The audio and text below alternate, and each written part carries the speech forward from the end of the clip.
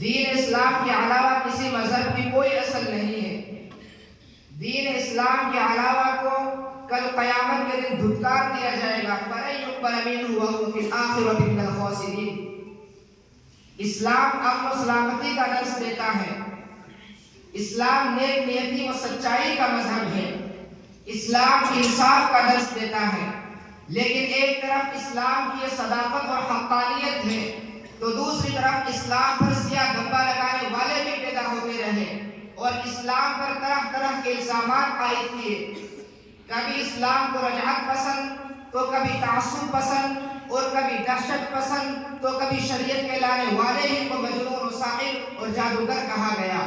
اگر ایک طرف اسلام کے مٹانے والے پیدا ہوتے رہے تو دوسری طرف ان دشمنوں کی سرکوبی کرنے والے بھی پیدا ہوتے رہے۔ ایمان و اسلام کو نقصان پہنچانے کی خاطر طرح طرح کی منافقانہ تحریکیں اور کافرانہ سازشیں کی گئی۔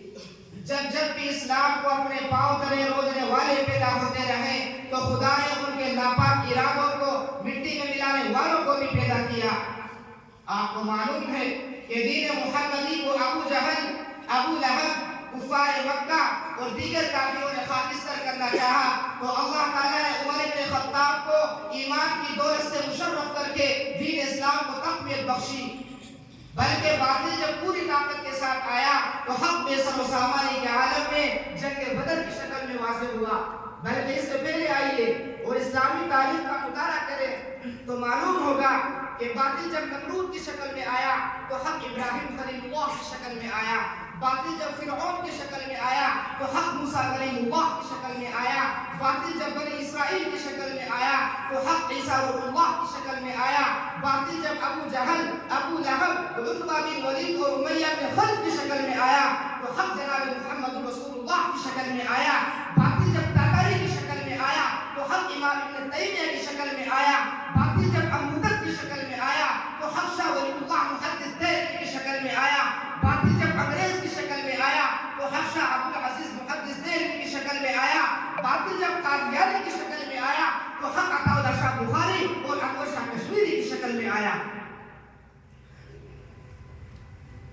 اس اسلام کی پوری تاریخ میں اس اسلام کے لیے جو آج ہمیں بیٹھے بٹھائے مل گیا ہے، اس اسلام کے لیے بلال حبشی کو تپتی ریت پر لٹایا گیا، اس اسلام کے لیے سمیہ کے ٹکڑے ٹکڑے کر دیے گئے، اس اسلام کے لیے حضور کے دور نبوت میں 356 صحابی شہید ہوئے، خلافت راشدہ کے 50 سالہ دور میں 27,000 صحابی شہید ہوئے، اس اسلام کے لیے سعید بن جبیر کو حجاج بن یوسف کی عدالت کے سامنے ذبح کر دیا گیا، اس اسلام کے لیے امام ابو حنیفہ کا جنازہ جیل سے اٹھا اور ان کے جنازوں کو دیکھ کر 90,000 عیسائیوں نے محمد عربی کا کلمہ پڑھا، اس اسلام کے لیے امام مالک کا منہ گلا کر کے مدینے کی گلیوں میں گھمایا گیا، اس اسلام کے لیے امام احمد بن حنبل کی پشت پر کوڑے برسائے گئے، اس اسلام کے لیے جلال الدین اکبر، اس اسلام کے لیے مجدد الفتاری کو جلال الدین اکبر کے دربار میں ہتھکڑیاں لگا کر پیش کیا گیا، اس اسلام کے لیے امام غزالی کو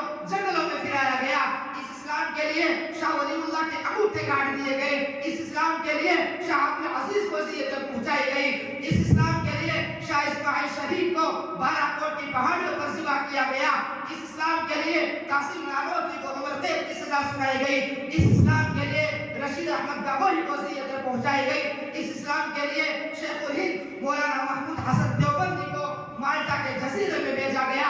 ارے اسلام، اس اسلام کے لیے علماء دیوبند کی پوری جماعت نے دنیا کے ہر باطل سے مقابلہ کیا اور قیامت تک جب تک بر صغیر میں اور پوری دنیا میں دیوبند کا ایک فرزند بھی موجود ہے، دیوبند کا ایک فرزند بھی موجود ہے، دیوبند کا ایک فرزند بھی موجود ہے، آقا کی شریعت کو، آقا کی سنت کو، آقا کے حدیث کو اسی طرح سے روشن کیا جائے گا۔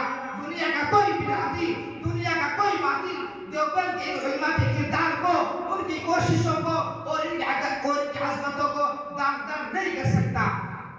لاکھ چاہے اہل باطل سر جھکا سکتے نہیں، لاکھ چاہے اہل باطل سر جھکا سکتے نہیں، دین حق کے دین روشن کو بجھا سکتے نہیں۔ نور حق شمع الہی کو بجھا سکتا ہے کون؟